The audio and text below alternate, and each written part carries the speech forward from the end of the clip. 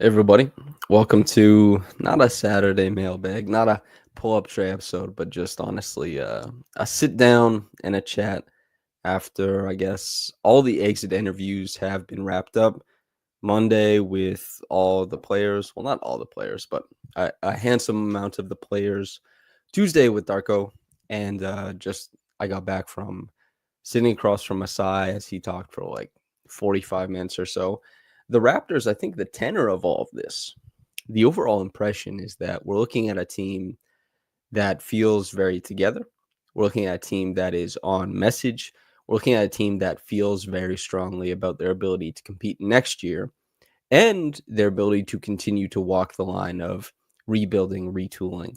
Masai said the same thing today that, Brandon Ingram trading for him was, a great stab at talent acquisition, but also that he didn't jeopardize any attempt at rebuilding. He didn't move them up or down in the standings whatsoever.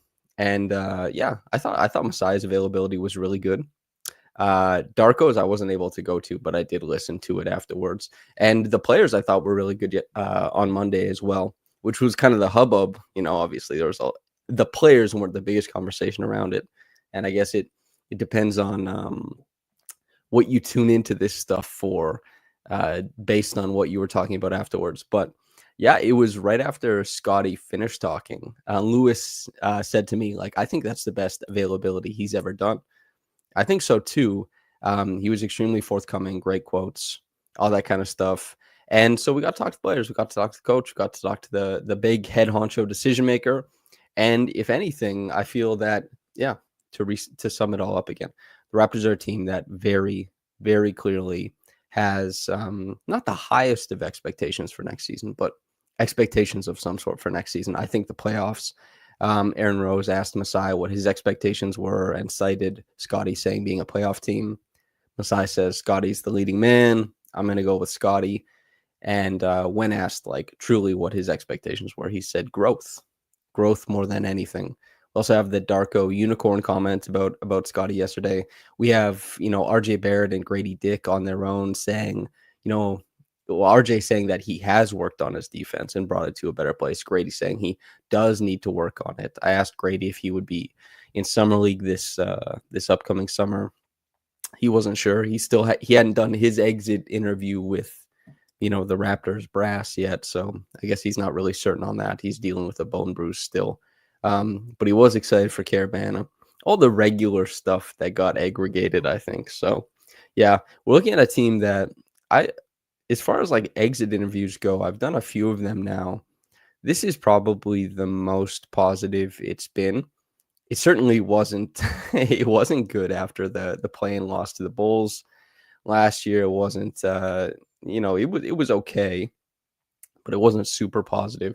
And this year is the most, I think, congruent from top down based on answers from players, answers from coaches, and answers from the top brass, Masai. Masai also said like a few interesting things. Like he gave a lot of great tidbits today. He is trying to re-sign or negotiate with Bobby and the whole like decision making group nucleus of guys. That's what he said. They're looking to get those extensions done. That's a priority for him. He said he hasn't really looked at like the RJ extension, Yak extension, Ochai extension stuff. So obviously that's something that he'll have to deal with. But when asked about it, he didn't offer too much. You could read into that and say like, is this like passivity? Is this like maybe not wanting to make those decisions early on these guys? Or is this truly just haven't gotten to it yet, but this will be a major priority? I mean, who knows? The Raptors have had very proactive discussions in the past with players, and they've had very reactive discussions in the past with players. So I don't know about that.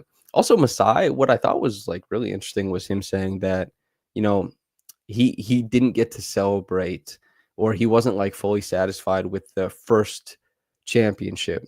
And he said he hadn't fully like fleshed it out yet for himself, whether it was because of what happened with him, obviously being like the altercation with the security guard, police officer, whatever the hell that was, right? Bullshit. Either that or the fact that as soon as they won, he immediately had to be like, can we re-sign Kawhi? And that he didn't really get to savor it. So he said he was, from the time he wakes up every second, every day is trying to figure out how to get that second one and one that he really wants to be able to savor. We'll see about it, man, I guess, but it's not easy.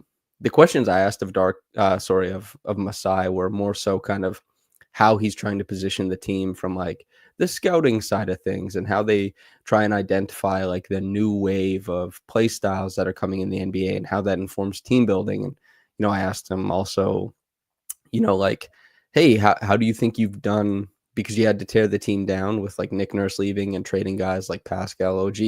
How do you think you've done at restocking the talent? And, he was very honest. He was like, well, you asked me a question about how I'm doing my job. I'm going to say good. And I think from the outside perspective, I mean, I was a fan of the Ingram trade when it happened. I thought it was talent acquisition, and I thought like this makes sense. And I don't know what else was on the table or what else has been on the table in the time since they kind of went into this retooling mode where they just have these easy grabs of talent. I rack my brain. There's guys I've liked in the draft. There's guys who like I thought Tristan da Silva was going to be quite good, and he went one before Jacoby. And then I've really loved Jacoby's rookie year. Trey and I both liked Jacoby, although we didn't dive too deep into him, but we liked him before the draft. I like Jonathan Mobo. They've picked guys I've liked, and so obviously I can't quibble there. They also picked Gradey Dick, and as far as like trades that could be made or signing free agents, there's not that many avenues to just sign impact free agents all the time, especially as a lower end team. It's just not going to happen. You can do like what Detroit has done with Tobias Harris. You can bring a guy on, and Brandon Ingram, who obviously has a higher ceiling than Tobias Harris, is kind of like, you're hoping for that. So I think as far as like the talent acquisition aspect of things, I think he has done a strong job. Now, whether or not that talent acquisition will pay dividends in the future and whether or not like Brandon Ingram will be, some fans, I'm sure in like a year, people will be like, he's overpaid. Some people will say he's underrated. There's going to be that perspective on it. But just from like the talent deficit thing, trying to make the team more competitive and trying to get more talent on the roster for a team that doesn't necessarily operate as a big hitter in free agency at all, then I mean that's a way to navigate this, and that's a way to make it work. OG3 says that's actually pretty sad, man. That sucks. I assume that's in reference to Masai. Yeah, I thought it was sad too when he said it. I was like, oh wow, because he mentioned not being able to savor it properly or be like satisfied with it. And I was like, I wonder if this is revolving around, what happened with him. And then like 2 minutes later, he rounded back on the answer. And then, I mean, and then he mentioned like, maybe it's that. And that is sad, that's the state of things. There's a reason why it was such a big deal. And the fact that, like the powers that be were also trying to press that harder at the time, it was ludicrous, ridiculous, all that stuff. What was he? They were trying to charge him with assault. Get real, dude. Yeah. Van Hoot 2234 says, at some point, do you worry about having talent acquisition as a focus if you only get injured players? For example, getting LaMelo on this team as an example. So, I mean, the Raptors' history is, their most important year is the championship year. And they did have to take a chance on Kawhi Leonard. And they did. And that chance obviously bore fruit like nobody's business. And there, it's something that Masai talked about a lot in this press conference, or availability, whatever the hell it is. He talked about how the Raptors, he thinks, will be in a strong position going forward as the NBA becomes more diverse in where players come from, and not necessarily just like American players dominating, because while the MVPs lately have not been American players still dominate much of winning basketball in the NBA. And that ratio, one would assume, will get lower and lower. And Masai mentioned how, the dynamic of NIL and, the infrastructure being improved elsewhere in the world, there should be opportunity for the Raptors to stand out as the lone team outside of the United States to be able to attract talent. And maybe sometime in the future, the Raptors actually can be an attractive place for free agents. And I know nobody wants to dive too much into the, nobody wants to dive too much into the, like players being like, oh, I didn't like the channels, or customs, and kind of like poo-pooing Toronto a little bit, because like who really cares, right? It is what it is. But it definitely could swing the other way, given, just how the wide variety of players coming from many different places around the world. Uh, there's a reason why Giannis was, obviously because of Masai's relationship to Giannis and helping him get his passport to expedite becoming an NBA player, right? But also, I think like Jokic was also included in the stuff. Like, oh, Mike Malone gets fired. Jokic, people were wondering, like, is he available? Could he be had? Where could he go? And there's like, there's a pretty large Serbian population in Toronto. I'm pretty sure it is a multicultural international city. There is some expectation that will bear fruit in the future.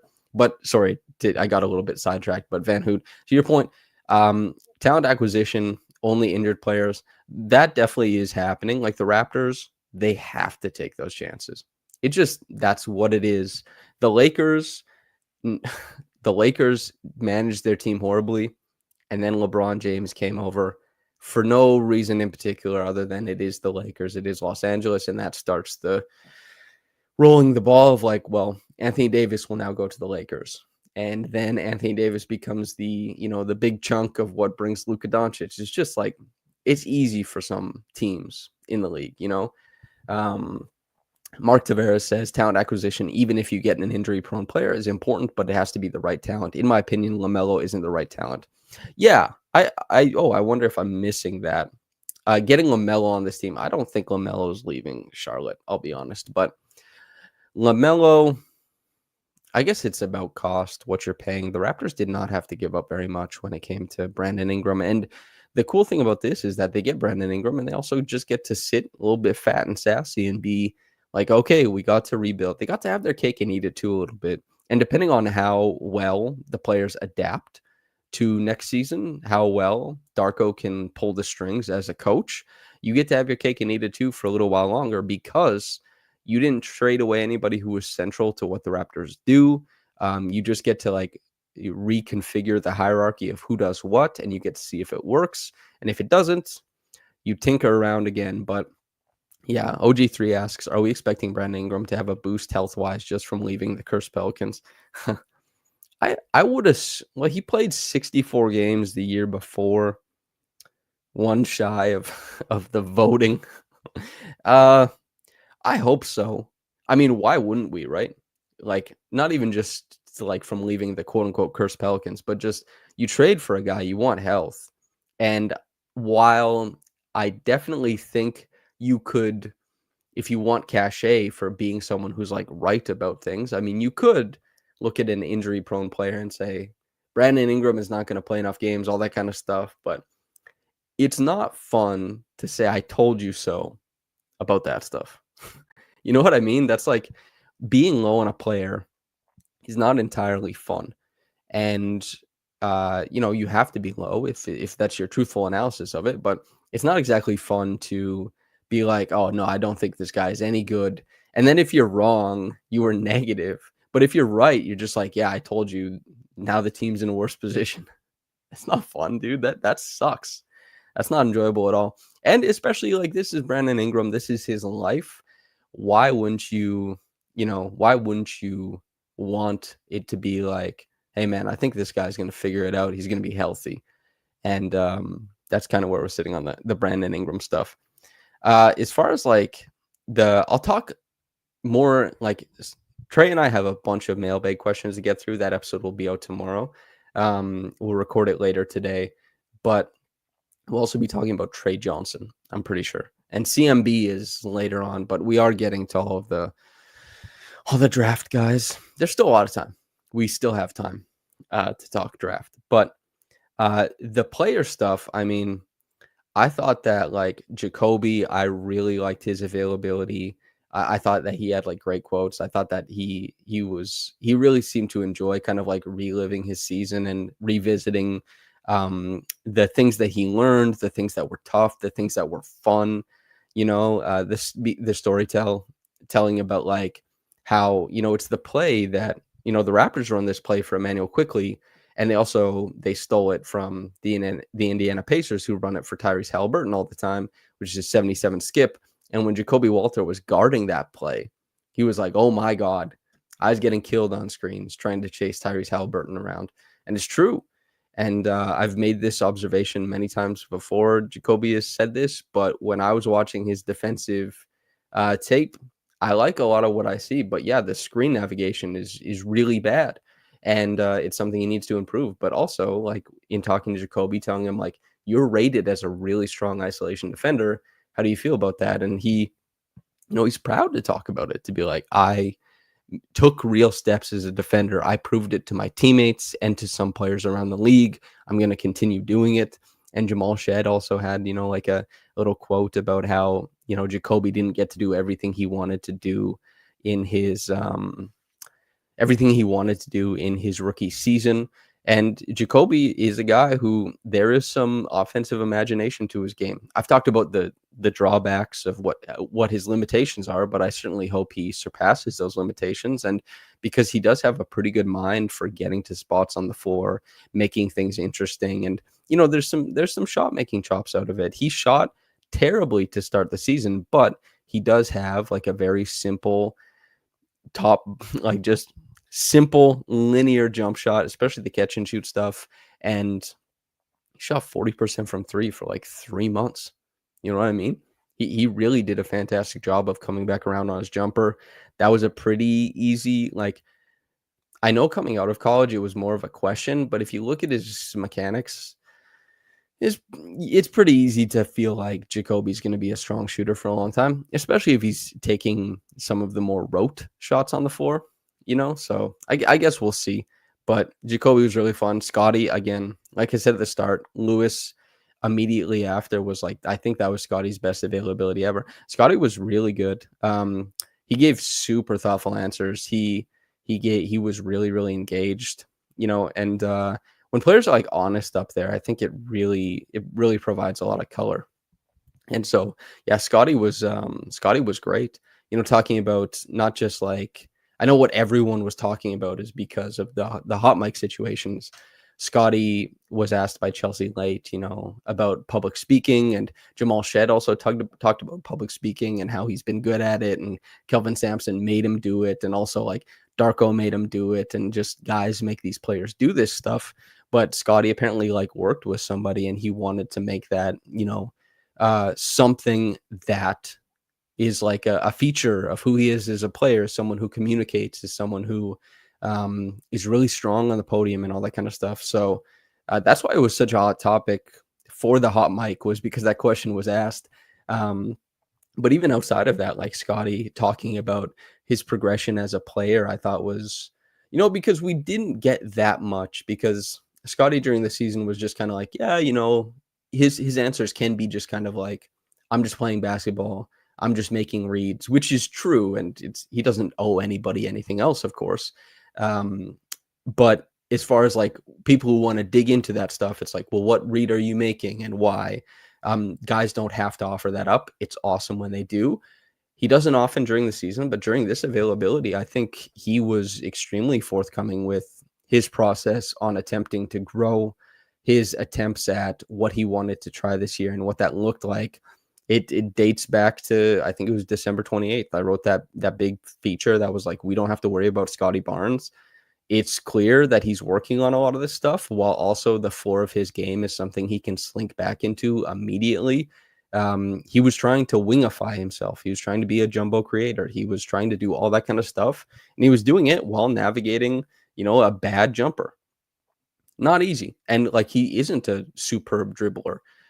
He doesn't have a super rapid, quick first step. So a lot of what Scottie does is finding counters that rely on his incredible ability to read the floor, on his physicality to overwhelm guys when in close proximity. And how that ends up manifesting is that, like, getting a slick angle off of a screen reject and getting that extra step downhill can be like an 8 to 10% difference in his efficacy when he takes that shot. And also knowing that he isn't a guy who gets blow-bys. It's getting to the mid-range and working on how he controls rotations or doubles from there. Like the Raptors scored really well out of when Scottie got doubled, because Scottie makes really good reads against doubles. So, you know, he didn't get doubled that much this year, more than some, less than others.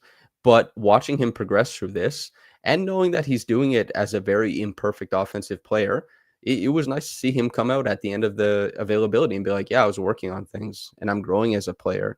And these are things I'm trying to do. It's like, yeah, absolutely you are. And it doesn't guarantee that it's going to be Hall of Fame level offense. I mean, maybe it is, maybe it isn't. I'd probably err on the side of isn't, but it's just he's trying things. And next year it's going to be different. And there was even that tenor there was even that kind of like vibe to it in the availability on Monday, you know? It's just like it was really strong, and he was extremely forthcoming, and that was nice. And I like the steps he's taken defensively. I've talked about it a lot.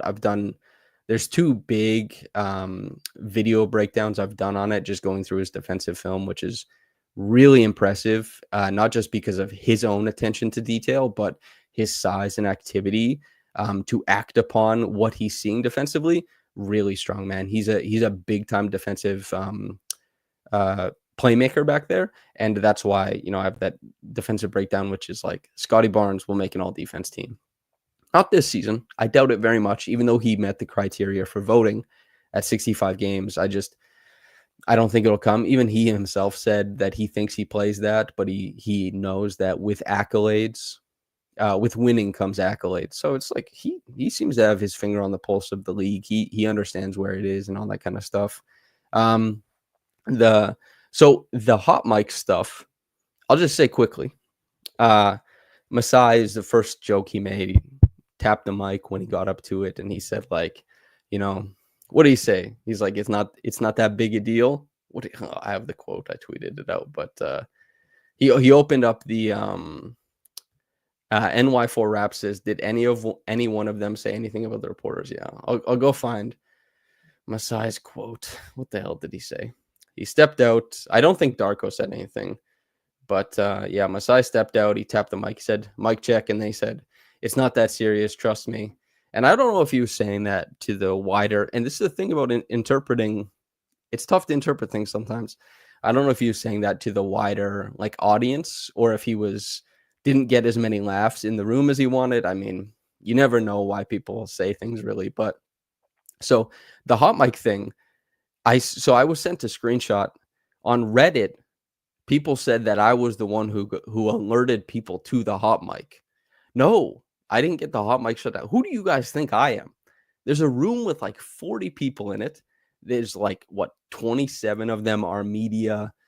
There's 6 cameramen, 3 sound engineers, whatever the hell. And you think I'm the guy who like tunes into the audio side of things? No, we knew the mic was hot before that, because other people were messaging around. But I'm the guy. Samson Folk says, enough of this. The mic is hot. No, somebody tweeted at me, Devin Landry, I think, on Twitter, that the mic was hot, and then I just said, I was like, I hope someone heard my boss baby joke, because truthfully, and here's the thing, the corner of the room that I was in, someone told us the mic was hot.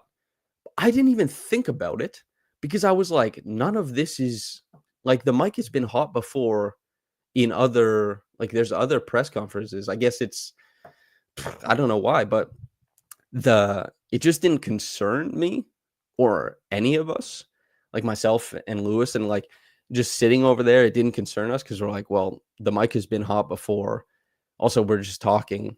I've had I think I had a hot mic. I won't say which one, where I was talking with another person, and it is something about like Nick Nurse that has not been, reported. And people just didn't catch on to it then, or didn't care, but not this past one, just like years ago, actually.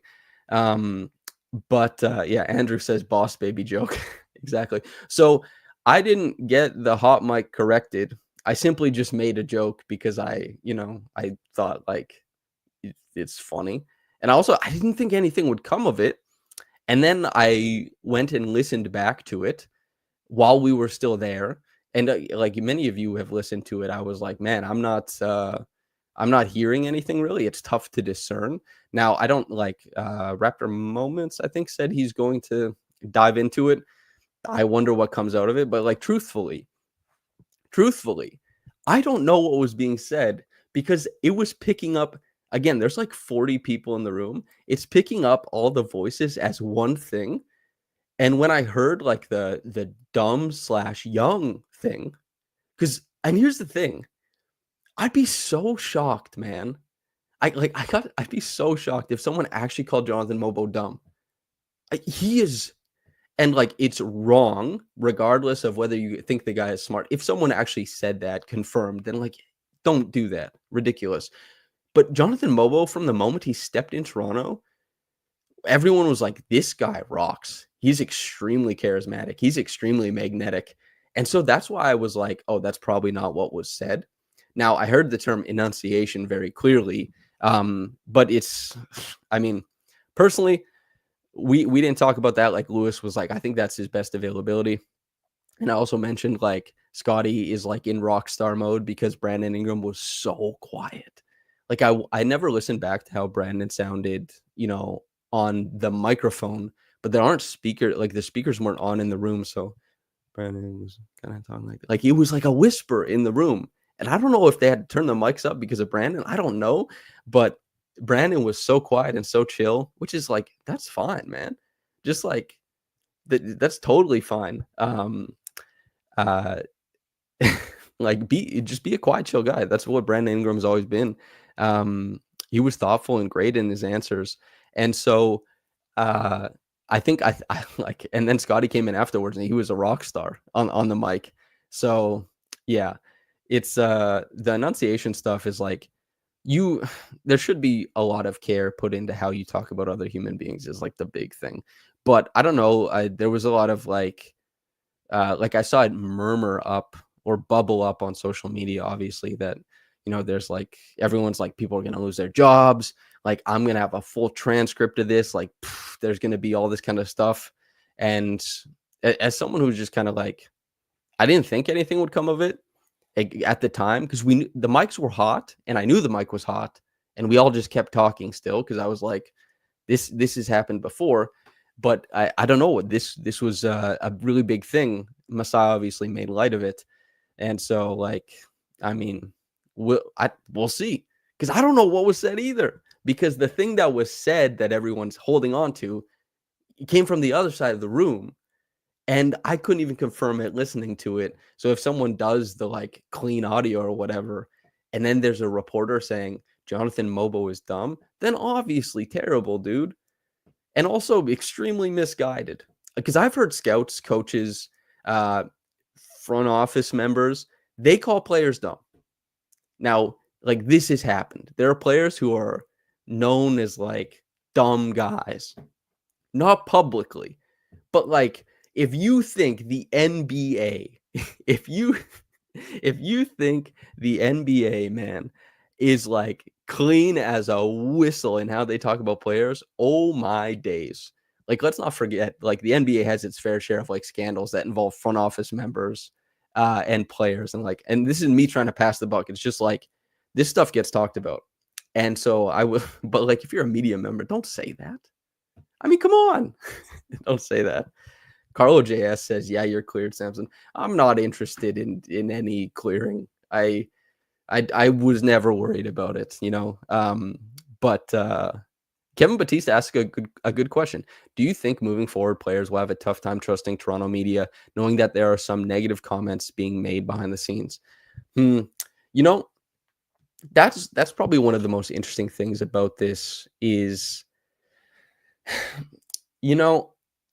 if like again, maybe there is, if they listen to it and they heard like, I mean, the dumb thing. Like if you're Jonathan Mobo and you think there's a room full of people that's just calling you dumb. And then also what Nesta said, which is, is there a disproportionate racial bias within the media? Can't help but feel a lot of older reporters hold on to antiquated views of Black American athletes. There's been stuff that has come up in the past, obviously. And this is one of the most prominent critiques of media in this day and age, especially basketball media, right? So do I think every reporter, if asked about like race, do I think they would be like openly antagonistic? Absolutely not. Would they not understand some of the finer details of differences in culture, behavior, like all that kind of stuff? No, not everybody's knocking out of the park. A lot of the guests I've had on the podcast for forever are people of color. The perspective that Trey is able to bring elevates things, not just for our podcast, but in my life. He's one of my best friends. I've always been involved in very diverse friend groups. It helps, and I don't know if everybody has had that experience, but I think it would help over the course of the next however long for the newsroom to become more diverse. Obviously, it would not be. I mean, it would not be bad at all. I think it would be a positive to have a more diverse newsroom. And so, I mean, that's good. And also, like, there was like, so again, if someone called, Jonathan Mobo dumb, don't do that. Yet to have that confirmed personally, but don't do that. And if you're talking about, Scottie was talking about his public speaking, but if you're getting into the weeds on like enunciation, it's going to come across as very messy on a hot mic, especially just after he leaves the room. But tough, very tough. This situation, I presume, will make everybody a little bit more aware of how they discuss people, if I had to guess. And my hope is that, the newsroom or the interview room or whatever the hell continues to get more diverse. But there's also like I've observed this and talked about this for like years at this point, is that there is clearly, not just in Raptors media, but in the world at large, there is a growing resentment of media, right? And so that manifests in whatever people's interests are. And people, like, there was a bit of a witch hunt for the media thing, because there's like 4 voices people recognize, and there's like beat reporters who aren't well liked, and everybody knows they're not well liked. And so everyone assumed it was just them, but it wasn't those guys. Like, it was just people were like, I think it's the guy that I hate. And like, it's not great. And that's kind of the situation. Yeah, Koki says everyone suddenly became speech pathologists during this.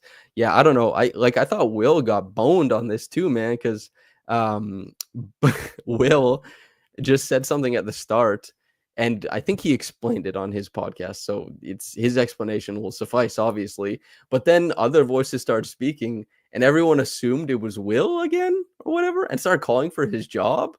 And then also, everyone assumed everyone's in a room together. But it's like, I counted today, there was 35 people there today, and there was less people here today than there was the other day. I think there was like 40 people.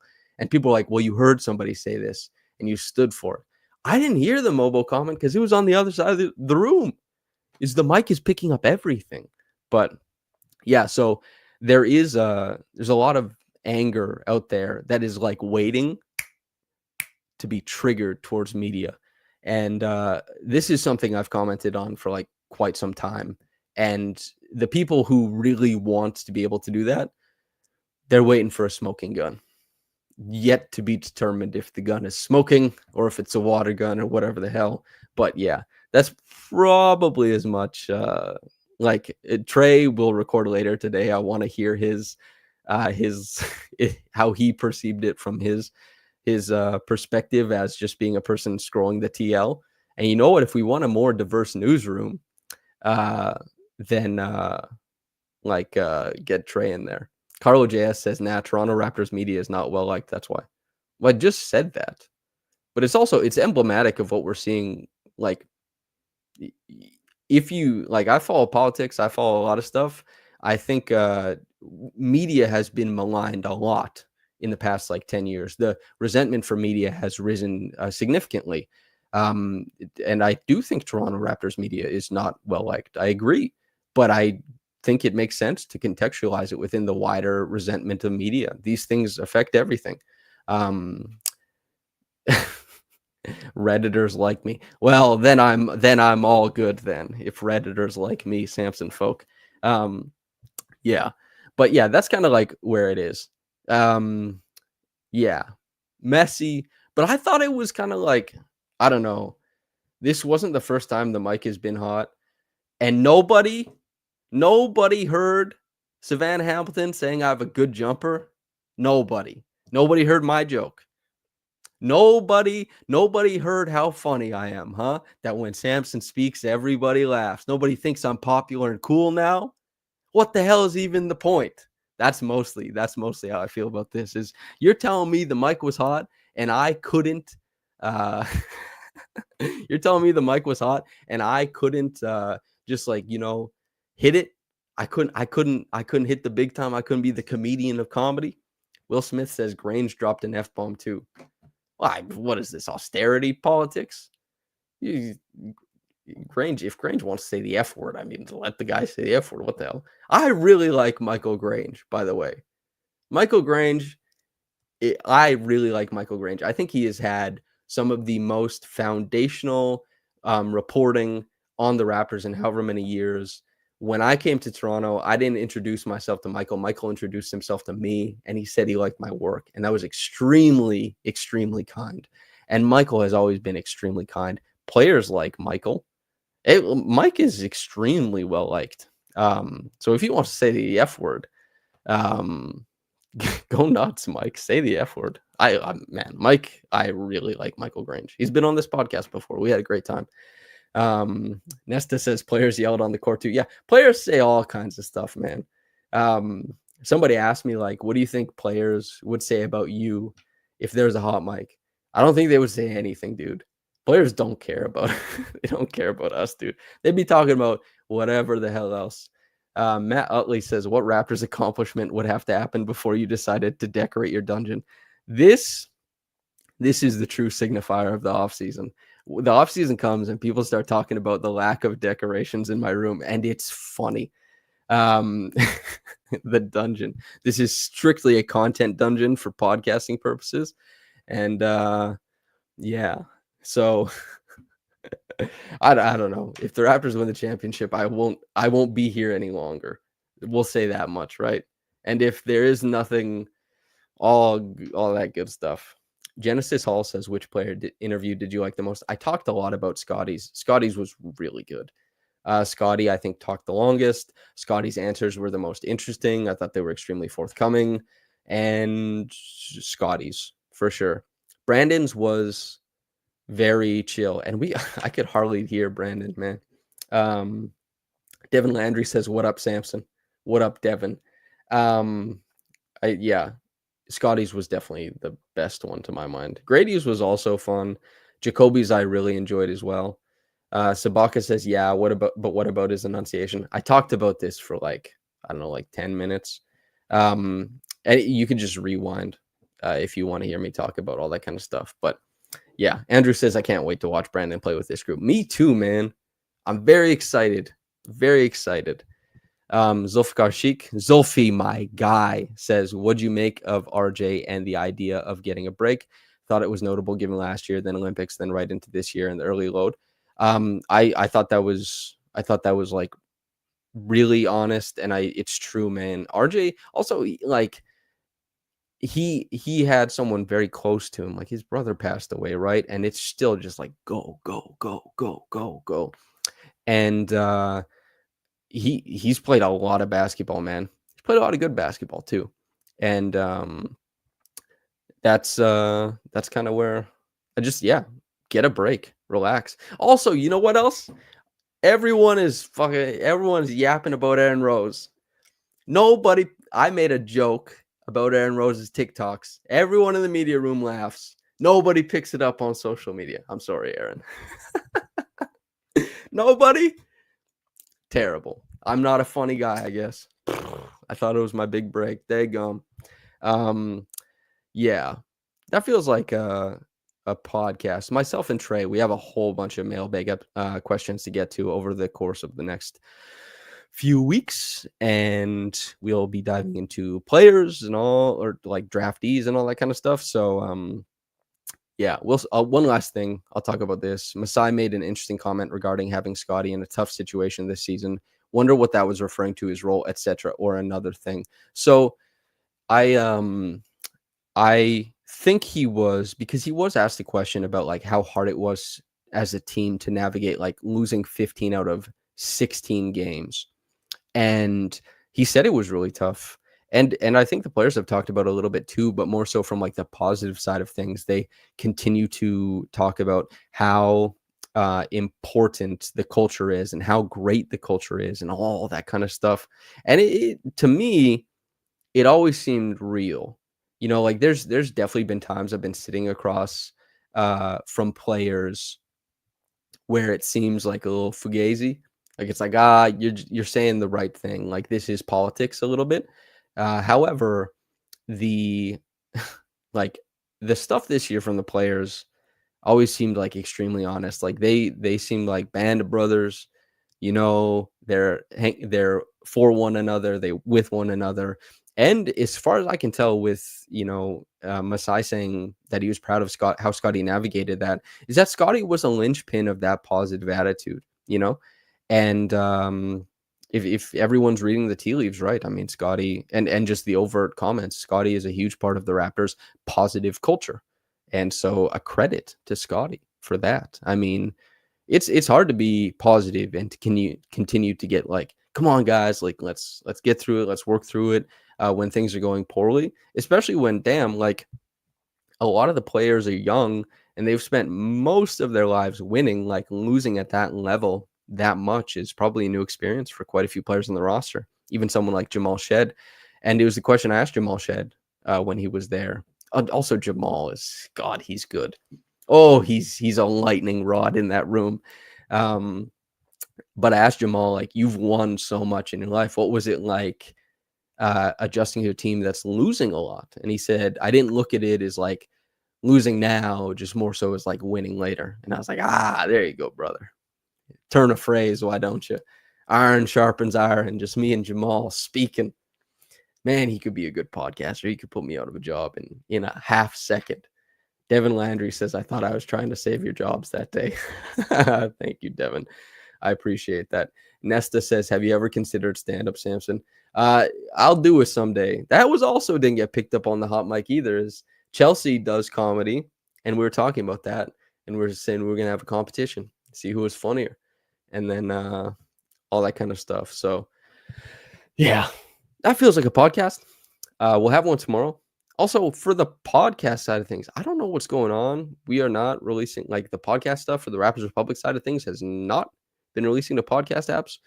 That's being worked on. So you just have to keep coming to YouTube to get your fill. So yeah.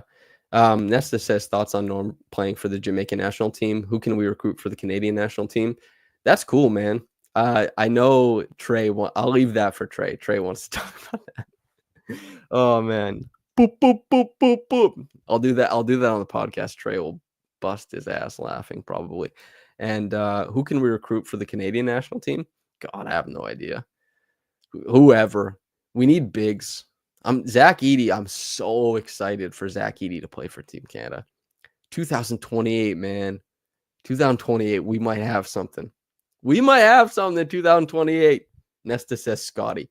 I don't think Scottie is playing for Team Canada, but dude, if he wanted to get the goodwill of everybody in this country, that would be one way to do it.